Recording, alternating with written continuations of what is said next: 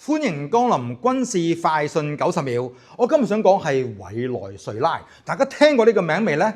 你一定聽過，呢幾日你一定大把新聞同你講委內瑞拉同埋馬杜羅。咁究竟發生咩事啊？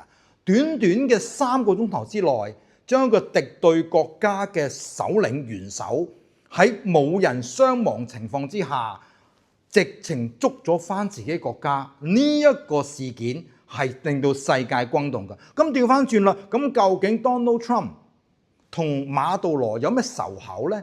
其實個仇口幾淵遠幾遠嘅。